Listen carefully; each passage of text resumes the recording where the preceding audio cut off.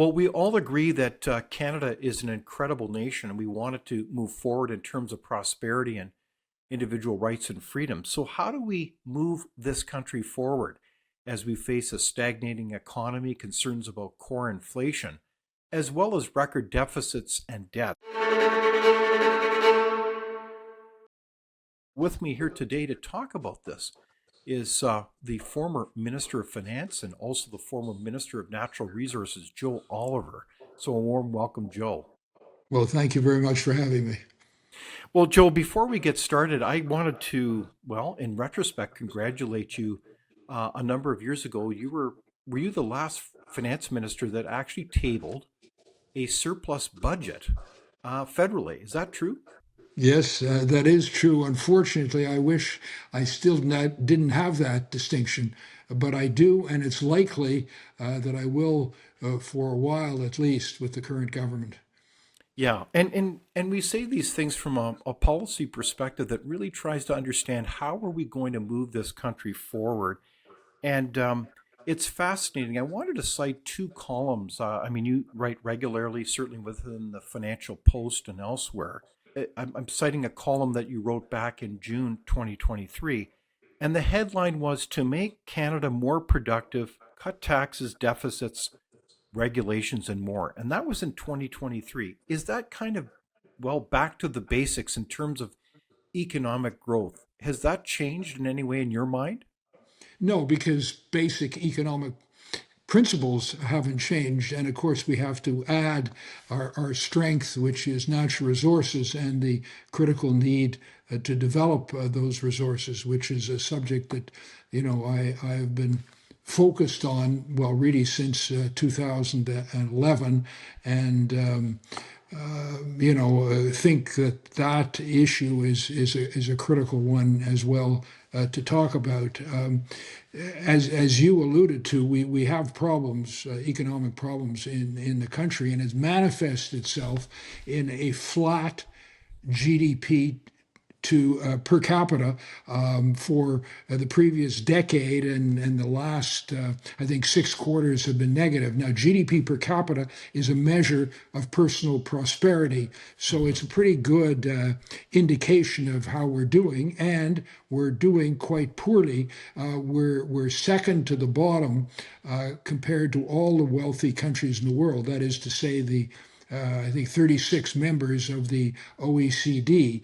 That is not a record we want to have, and it looks like we're continuing in that regard. So what has caused that, and part of it is for sure abandoning some of these very basic economic principles that have resulted in poor productivity manifested by a pretty well flat and in some periods declining GDP per capita. Mhm.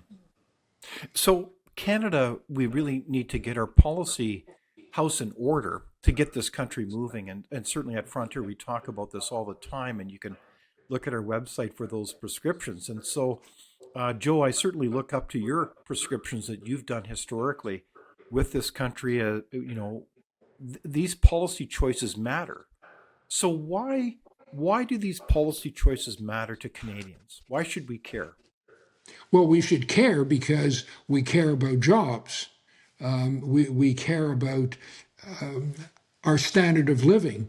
We care about inflation. And we care about the social services that many of us rely on. Some, of course, critical, being medical care. And we care about our ability to defend our sovereignty in the Arctic and to stand up for our country in a increasingly divided and polarized world.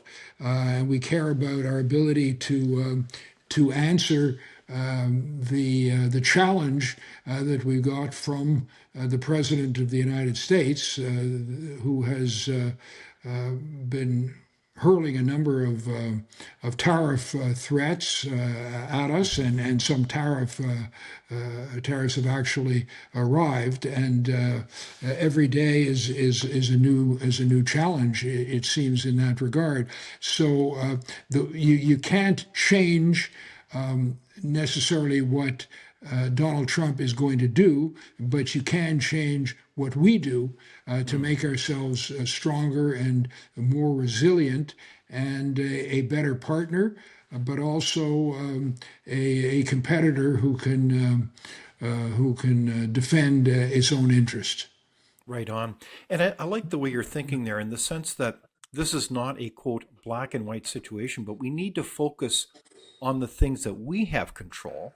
Namely, there's an awful lot of things that we can do to improve this economy. And so I know we've over the years talked about many of these things, like whether it's changes in taxes, trade, all kinds of things. Um, and we'll certainly get through those in a moment. But I want to focus a little bit on a recent budget that was tabled.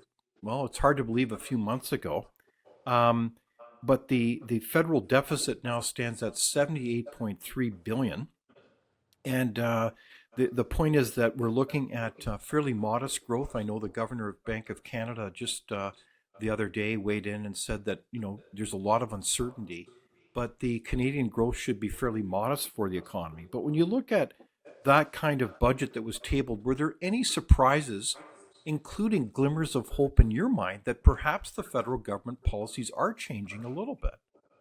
Well, I certainly the prime minister has been talking the talk on a number of issues, but what you've referred to, which is the deficit, is unfortunately moving in the wrong direction.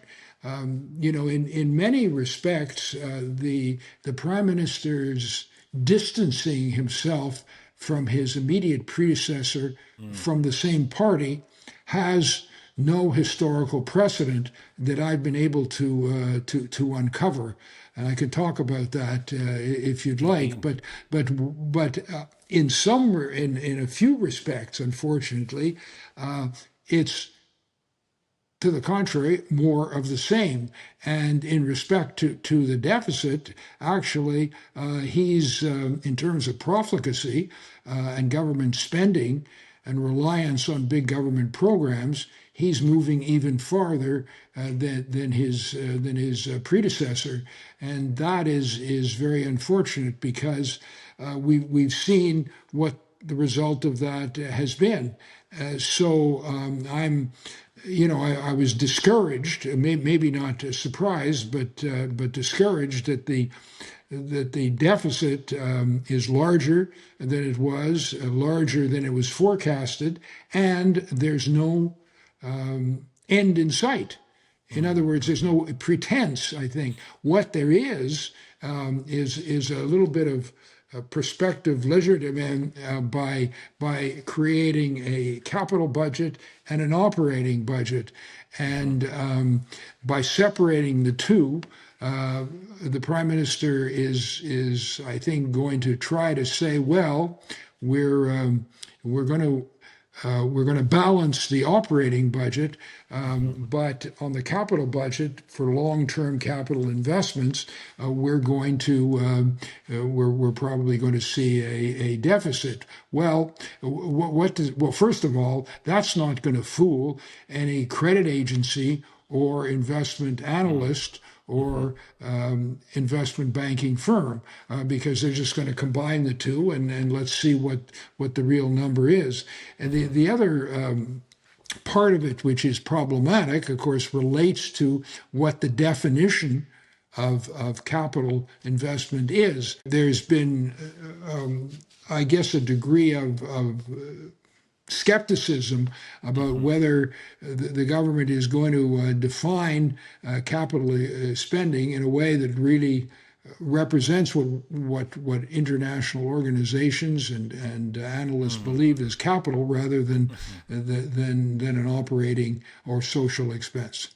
Okay, so if I'm hearing you correctly, then budgets matter, and how from an accounting point of view, we track the difference between an operating budget and those that are capital items matter. And there's been a long time practice. And I think this question was actually tabled at a finance committee to actually the parliamentary budget officer. And I wanted to share this response from him. The government provided a table in the budget on page 283 that showed a comparison of what other countries do when they call something a capital investment. The government offered actually no comparing country that treated corporate income tax credits as an investment in capital. Do you have a view on that? I don't believe they've offered any other country that does that. We are unaware of any advanced jurisdictions that would define capital in that way, including corporate income tax tax credits that are being provided. There are other measures as well, including operating subsidies provided to companies that are potentially related to capital investments that the Government of Canada also includes, that is not really seen in other jurisdictions. So if we look at this objectively, it's fascinating because in that discussion, basically we understand that under this current federal government's budgeting framework, how they define capital is it says the federal dollar can be tallied as capital spending so long as it assists, quote, a private sector entity, indigenous community, or any other level of government to build capital. So that means that includes a lot of things. Are you concerned that redefinition is basically allowing us to understate the size of the deficit and include things that really shouldn't be included in the capital definition? I think, well, sort of would a play on words, but by definition, that's right. And as I said earlier, that's not going to fool the credit rating agencies or international or domestic investors. You can if it looks like a duck and quacks like a duck, there you have it. It's a duck. So yeah, it's a duck, and it may. I mean, you're into technical. Some people would say minutiae, but it isn't minutiae at all. But you're into an arcane sort of accounting issue that most people may not be able to follow and would be immediately bored by. But it matters. And therefore, maybe the government thinks that it could pull the wool over the heads of many Canadians, but I don't think. It's definitely not going to fool people who look into these issues, and it's not going to change reality. I mean, you can pretend you don't have a deficit when you do have one, but the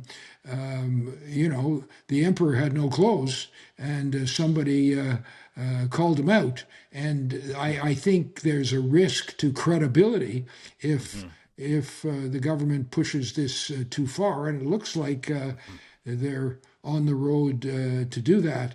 I mean, that's sort of politics and communications and legerdemain. But what I'm concerned about fundamentally is the economics here, and that is not changed by a definitional change. Exactly. So we have to be real here about the facts, right? So they're changing a definition which has frankly been used for a long, long time. It's a best practice to use that phrase. And so as the former Minister of Finance, I mean, you've gone through a lot in terms of budgets and looking at these matters. Help us understand, from a layperson, the whole perspective on creditors and bondholders. I mean, I've always said that in elections, it's not just Canadians that ultimately have a vote. It's the bondholders, because they're looking at what we're doing, how we're spending money. So how does that system work? Can you help us, Joe, understand why this matters? Well, sure, it matters because being in a deficit position, we're constantly having to borrow money. A lot of it is borrowed domestically from individuals and primarily institutions, but a lot is borrowed internationally as well.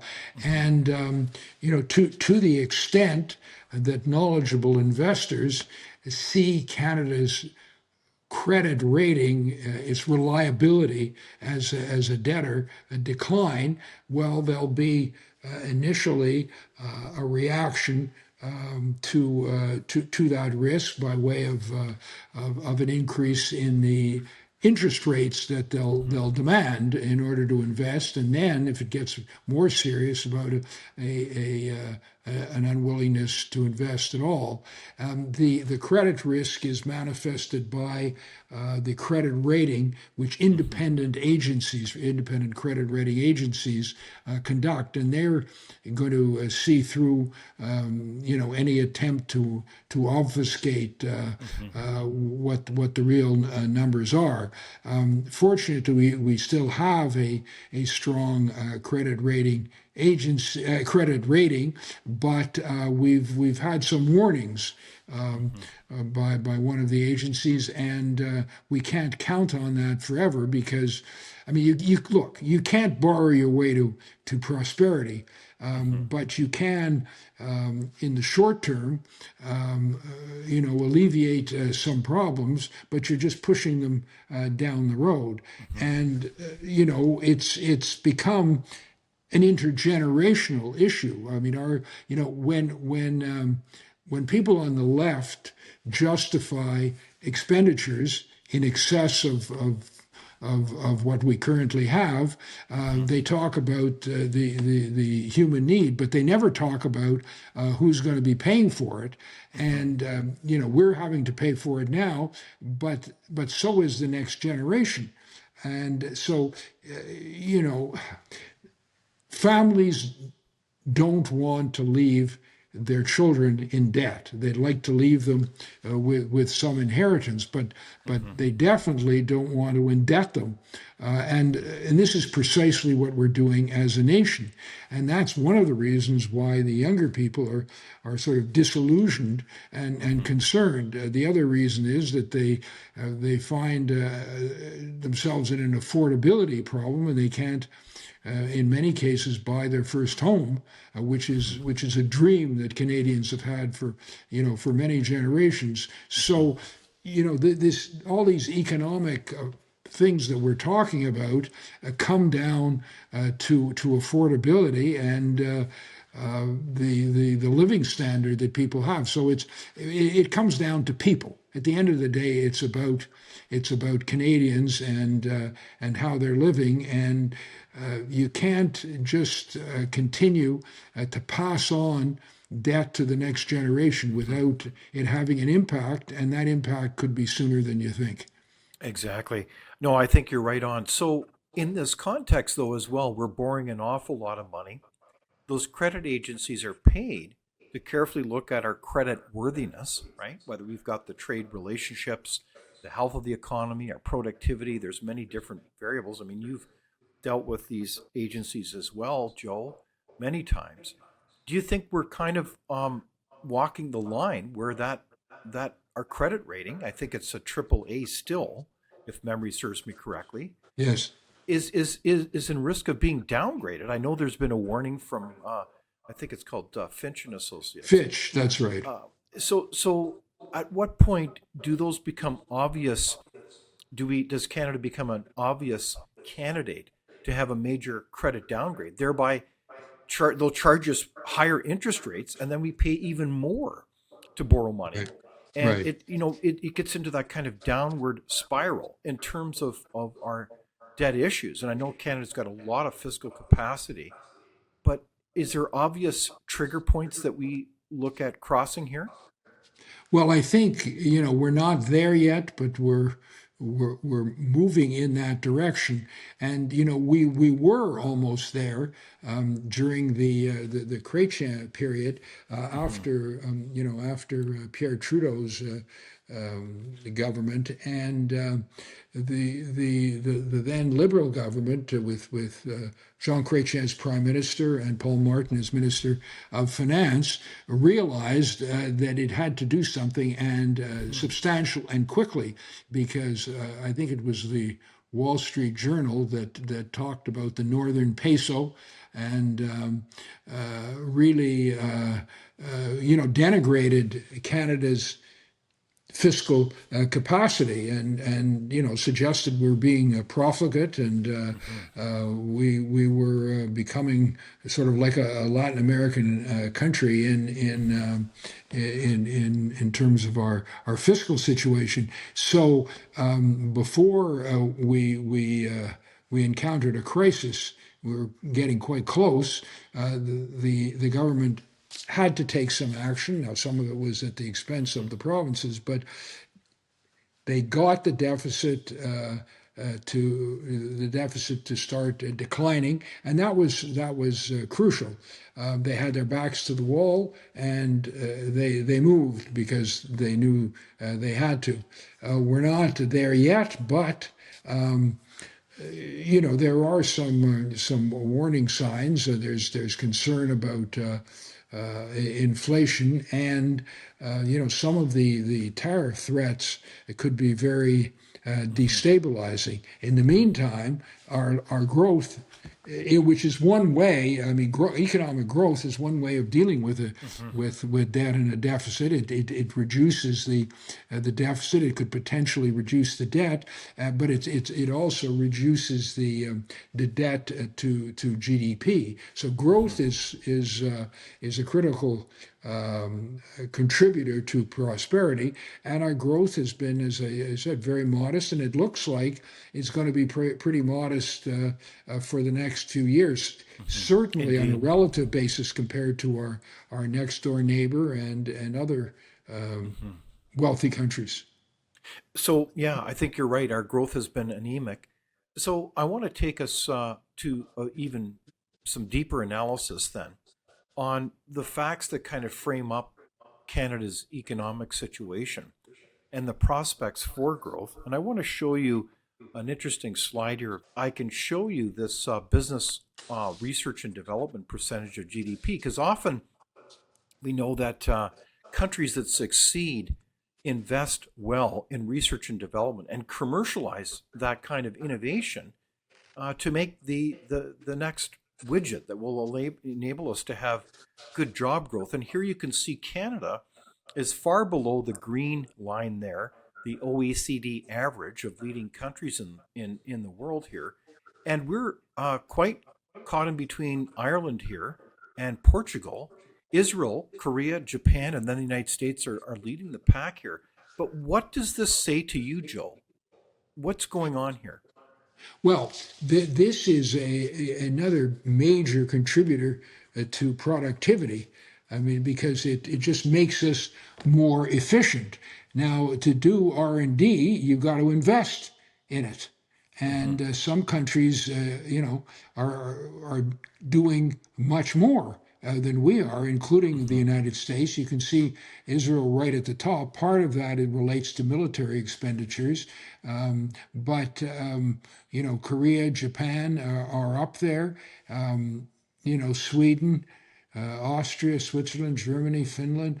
You know, we're really behind where we should be, and it has consequences in the shorter term and the longer term. I mean, look, you need high technology to find, produce, and export oil and gas, and we've got a competitive advantage. But we should also be at the forefront of technology, because we've got a highly educated workforce, and we're a wealthy country, and we should be able and we should want to invest more in R&D. Now, companies, this is business R&D we're talking about, not government in this particular chart. And so you've got to ask the question, why aren't they? And where are they making those investments? And you have to conclude that there's some factors, some systemic problems in Canada's case that seems to be discouraging it. One, I think, would relate to the tax rate on corporations and their ability to have the capital. The other I think would relate maybe to a more entrepreneurial kind of a mindset. But another issue has to relate to our excessively intrusive regulatory structure in Canada. We just, we have a lot of regulations that are way past their best date, and in many cases there was never a justification for them. But they're impeding non R&D stuff like the construction of homes, but they're also I think impeding capital enhancement. And I think you may be showing another chart related to the labor efficiency and capital going into into that sector. Our workers are just as smart, just as hardworking as the Americans, but they're far less productive. Yeah. And Well, the this chart reason, I think is a very powerful illustration where the red line is we're at the, among the bottom real total investment per worker is a stunning differential. At the very top is the United States. So what does this mean, Joe, in terms of money going into what? It's per capita, and it yeah, represents like boy, machinery, tools, the whole bit. precisely. I mean, look at it as sort of 125 to 85. I mean, this is an absolutely immense difference, It's and remarkable. as I say, it means that our workers are not as efficient. They And have at, to at, at really a huge disadvantage. It means that in many ways, the tools that we give workers is rusting out. So Canada is becoming less precisely, productive. And and and it's you look at not. the It's difference. In yeah, 2014, they were just about even, and yeah. now the differential is an order of magnitude. Uh, well, just see the numbers. It's stunning. It's absolutely stunning, and it's not, as I say, because our workers aren't as hardworking or as smart. It's just they don't have the tools. They have the factory the productivity enhancing investments have Hmm. not been made, Hmm. and the result is that they have to work much longer to Hmm. produce the same product, and Exactly. it's affecting wages and so on. There's a vicious spiral here Hmm. that's at work, and we really have to do something about that. But I'd say taxes and regulation Hmm. have to be addressed, and Right on. I think companies have to be incentivized to make the R&D investments that they want to make, that they need to make. Canada, because it's larger in size than the United States, but maybe one ninth the size of the population. It has certain natural disadvantages and doesn't have the Hmm. economies of scale unless it accesses the U.S. market. So we have to have a tax system which is more competitive with the Exactly. United Yes. States. Not Right. we and we're less, but Hmm. even getting to equality isn't Hmm. good enough. But at least it would be an improvement. Yeah. No, I think what you're doing is challenging is to say we can't just match the United States or other OECD countries. We should be better. In fact, we're worse. So Right. this last slide has to do with foreign capital flows. And this talks about Canadian investment abroad versus foreign investment in Canada. And again, you can see there's a lot of money flowing out of this country net. I mean, this is just very concerning. We've seen a steady decline in the amount of money flowing into this country for investment. Why is that? What's the short answer to that, Joe? Yeah. Well, I mean, this is another way of putting it is capital flight. Um, Companies in this country are looking outside the country, and companies outside the country are shunning the Canadian market. So your question was why? Well, at the end of the day, it's because they see superior investment opportunities elsewhere. So why is that? Well, part of it is the tax rate may be higher, so their profits are going to be adversely affected. Energy prices might be higher. That's a huge issue in Europe, which has resulted in deindustrialization. Not as bad in Canada, but not necessarily great. And then regulation again, but. And another factor is the whole tariff problem. You know, people say, well, the president will one day talk about 100% tariff, and then who knows what he's going to do the next day, so you can't get too fussed. Well, that is true, but it's having an impact nevertheless. And so, and I've heard this from a lot of companies, and including a lot of smaller companies who represent the bulk of employment in Canada. They're worried about the tariffs, and so they say, well, we're disadvantaged here because of the taxes and the regulation. We've got the threat of tariffs. We don't know if they're coming or not. We're being induced to go to the United States with actual subsidies. Actually welcomed. We're welcomed. They want us there. Maybe my next plant should be down in South Carolina rather than in Southwest Ontario. Exactly. And then you're starting to build an infrastructure, and some companies may be, doing more in the United States, and then you risk losing their head offices as well.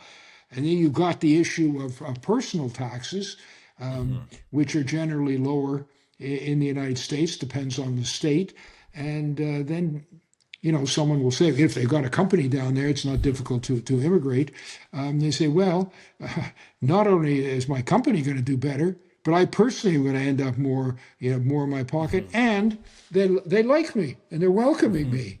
And here I'm supposed to feel guilty by being a tall poppy. But I think, Joe, you've summarized brilliantly the situation now we face in our country, whether we like it or not. But the facts are that we see the money flowing out, and policy after policy does not enable us to be competitive.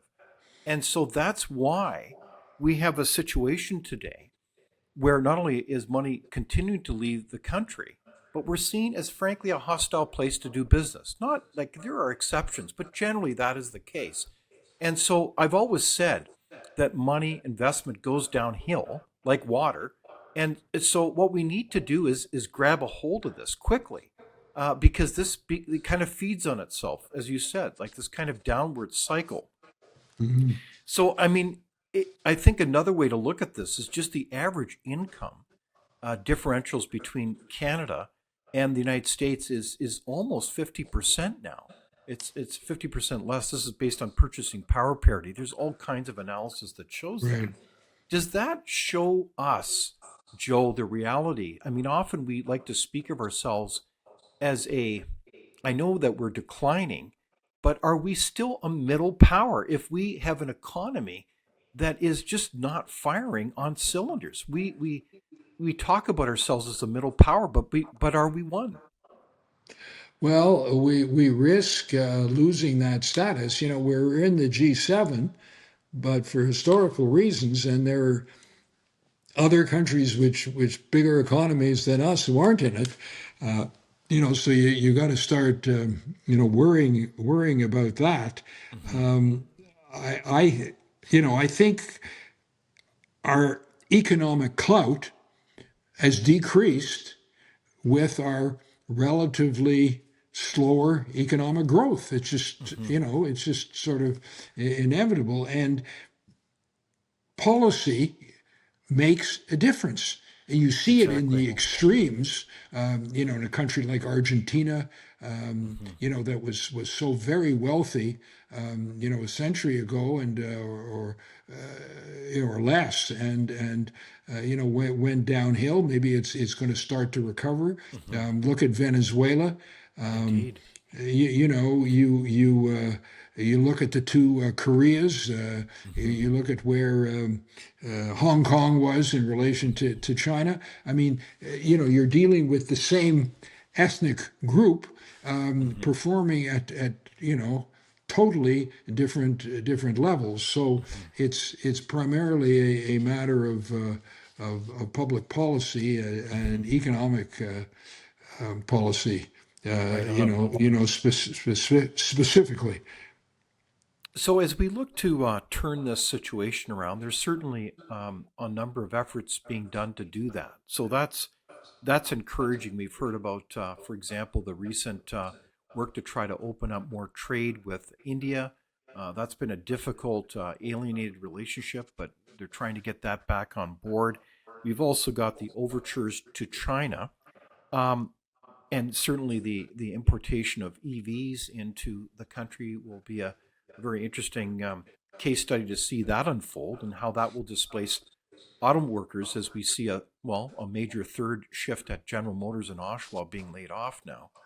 Are you concerned that the overture to China is in the process creating a kind of a difficult situation where we risk alienating our primary trading relationship, namely with the United States?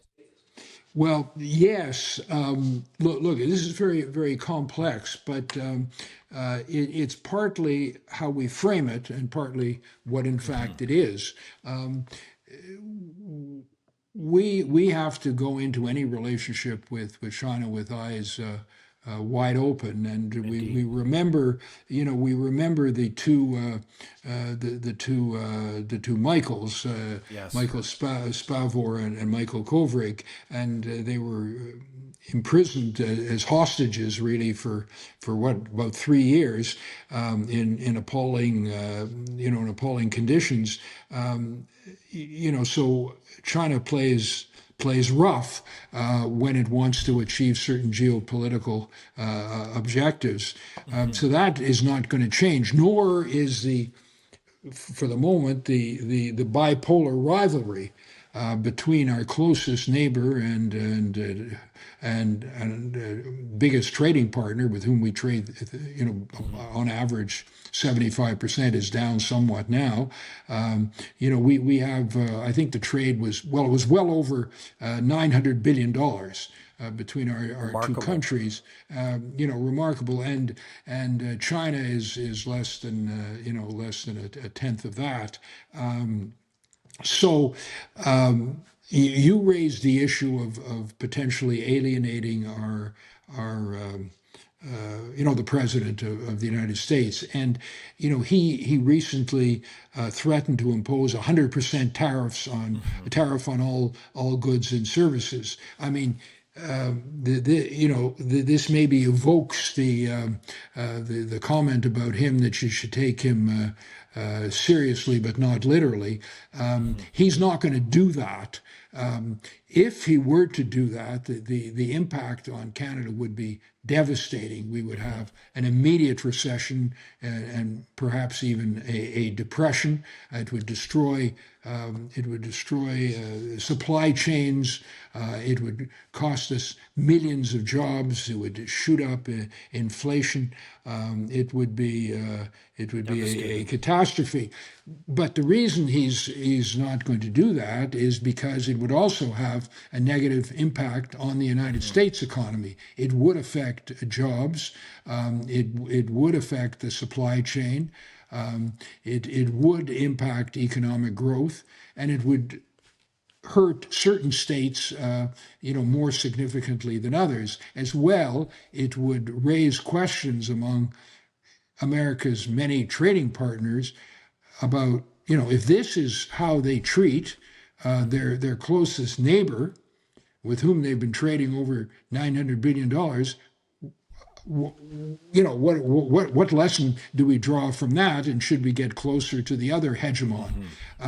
But so I don't think he's going to do that. But why sort of poke him needlessly? Now I know Mark Carney gave that speech. He got standing O's from the elitists in Davos, and I believe it went over well politically in Canada. And that was, he was speaking to those two audiences: his bien pensant friends in the multilateral elite, Davos, and to domestic politics. But was he taking a risk in terms of the national interest? And when the president talks about 100% tariff, you've got to conclude that you poked the bear and the bear didn't respond. And of course, we know that the president is sensitive to that sort of thing, as well as a technical risk that he undertook by overstating the deal with China, which after all was basically a sectoral kind of agreement. The Chinese had put a big tariff on canola. That's very important in Saskatchewan. So they're taking that off, and we're letting in 49,000 EVs going up to 70,000. It's 3 or 4% of our market. So it wasn't a free trade agreement, nor should we think about a free trade agreement with China, which could potentially imperil our sovereignty. But there's a clause in CUSMA, the trade agreement between Canada and the United States and Mexico, which provides that if one member enters into a free trade agreement with a non-market country, which China is, then any of the other two members can provide a 6-month notice that they're leaving the agreement. Now, I don't think this was a free trade agreement, but you don't want to give the Americans an opportunity to talk about that, and that's what the president evoked. Exactly. And then, of course, just what today, I guess, he talked about a 50% tariff, and maybe blocking the certification of jets. A tariff on Canadian manufactured aircraft. Interestingly enough, the bulk of whose parts come from the United States. And he was accusing Canada of blocking a certification of jets made by Gulfstream. So he uses tariffs to achieve other strategic objectives. It may be to spend more on defense. It may be to block fentanyl or immigrants coming into the country, or it may be to intimidate us and bully us into lowering some of our tariffs and non-tariff barriers. The biggest one of which is related to supply management, the dairy industry. So we have a real issue here, and we have to handle it carefully. We don't have to capitulate. We don't have to bend our knee. We can stand up, but we should not be provocative. There's no, it may make you feel good, and it may help the prime minister temporarily in the polls, but it could boomerang, because if the result is that we don't get a trade deal, that somehow CUSMA doesn't get dealt with when we wanted to, or in a way we wanted to, or at all, then Canadians may say, well, wait a minute, I felt good because you stood up to them, but now I don't have a job. And exactly. That's more important. Yeah, and so, was that necessary?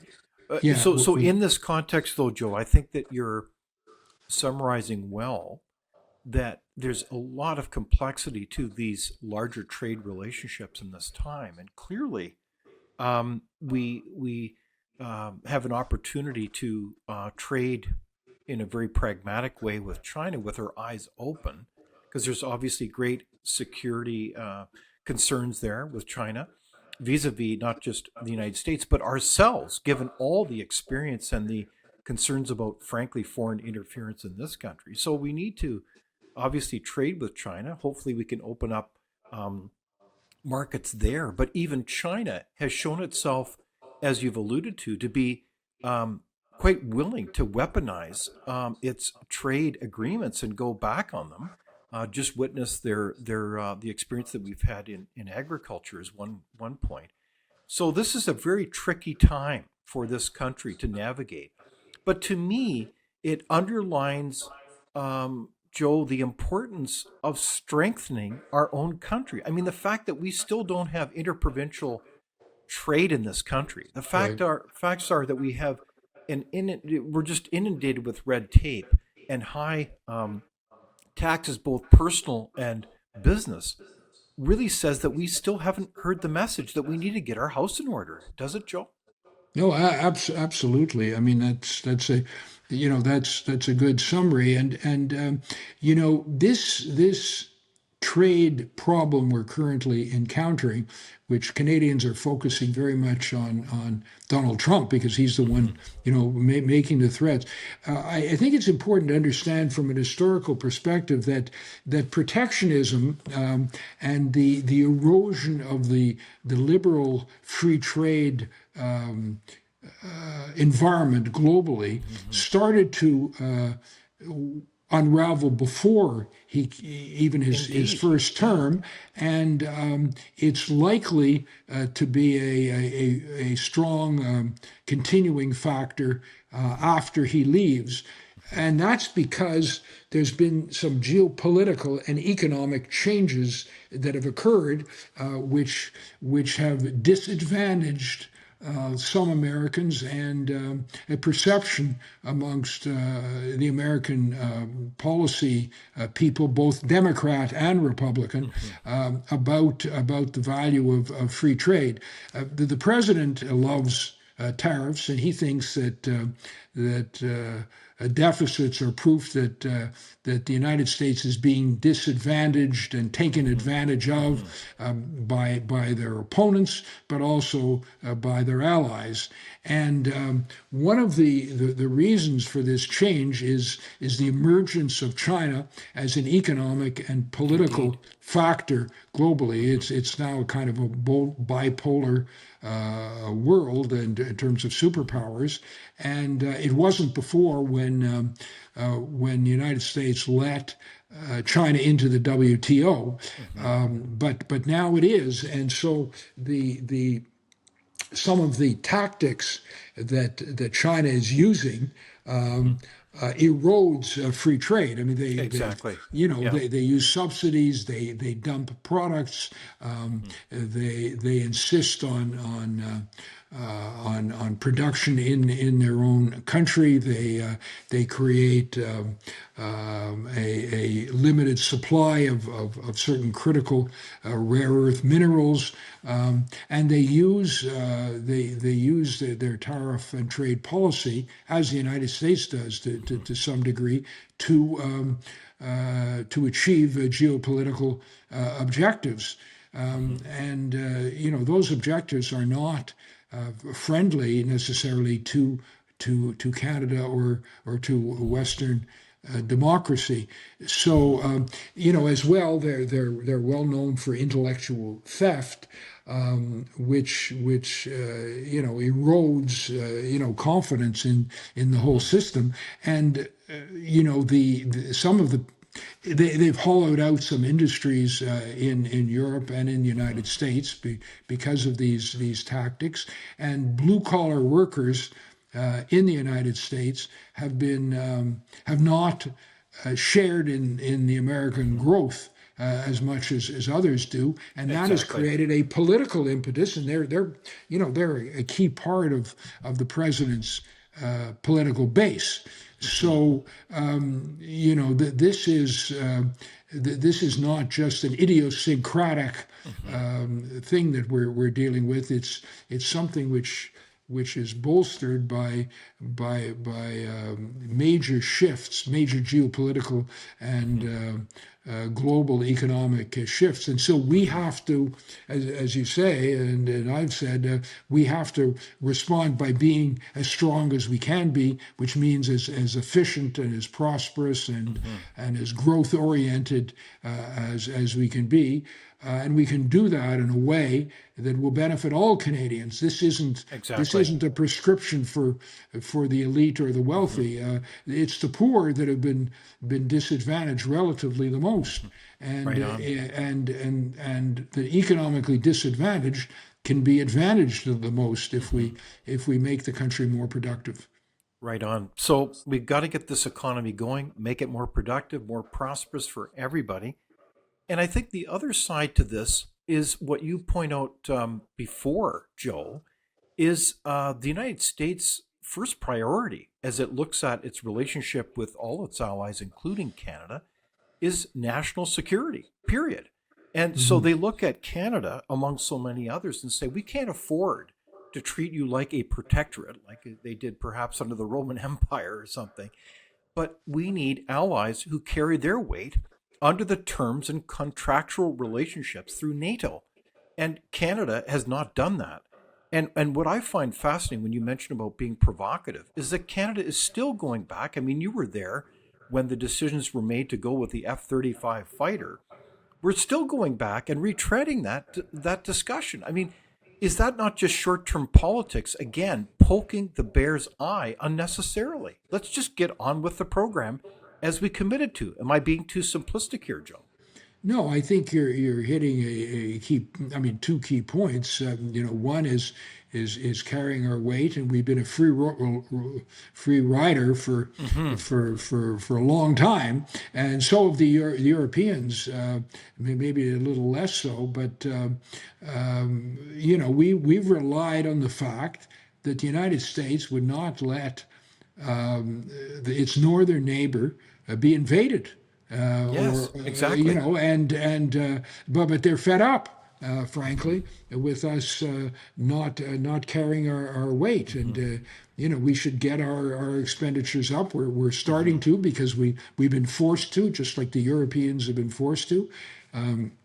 So this is a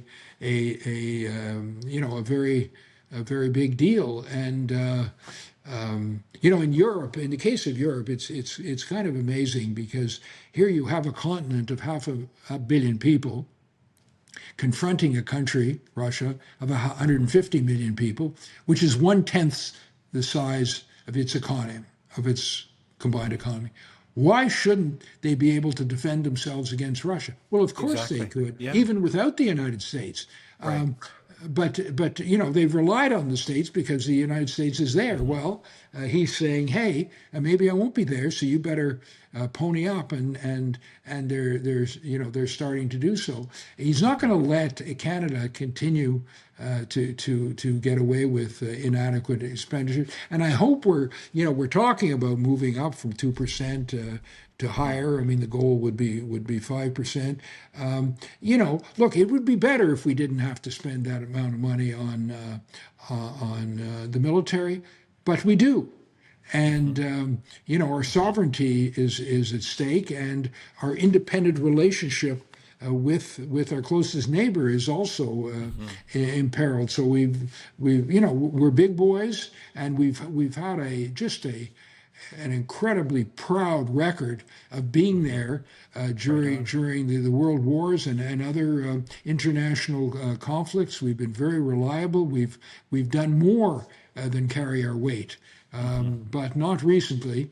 And it's time to step up. If we want to be an influential middle power, we got to take on these responsibilities. I agree. Well, I think what's fascinating about our conversation, Joe, and I look at this from a larger perspective of an incredible nation called Canada and its vision of its founding to be able to work together to create a prosperous nation and really quite a difficult climate of this part of this incredible continent called North America. And I look at this and I think, man, it seems to me that we're in a situation where we've got to decide whether, in fact, not just whether we will be sovereign as a country, but whether we're going to grow up in terms of realizing both its economic potential, but also the reality that we need to be sovereign in terms of our defense. If we are not managing our border, if we can't patrol the Arctic and from coast to coast to coast, then we really haven't grown up as a nation. And then hence we're not sovereign. What are your thoughts on that comment?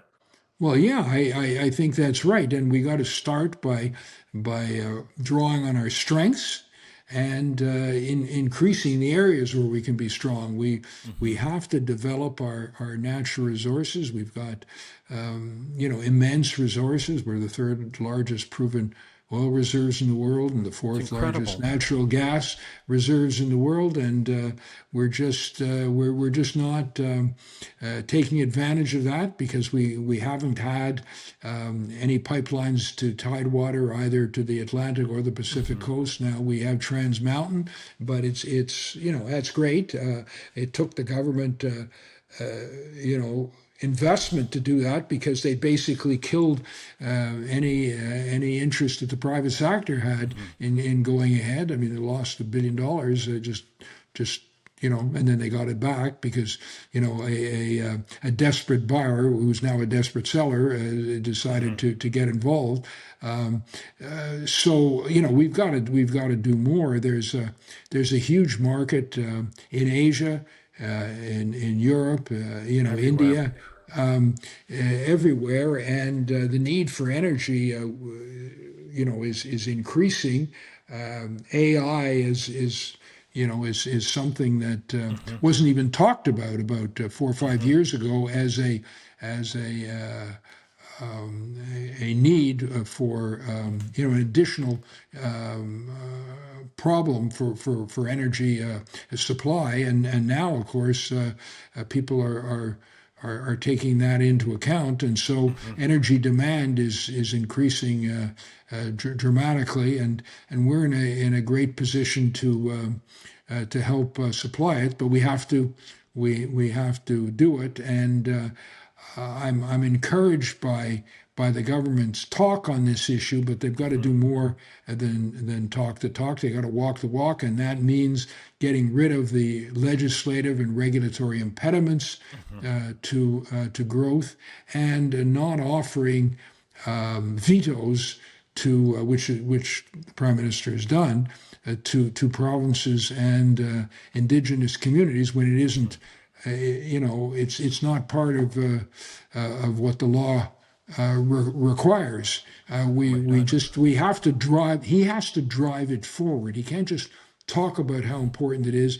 He's got to make it happen. And people, not only in Alberta but throughout the country, are going to be watching to see whether he can deliver. It's time for delivery.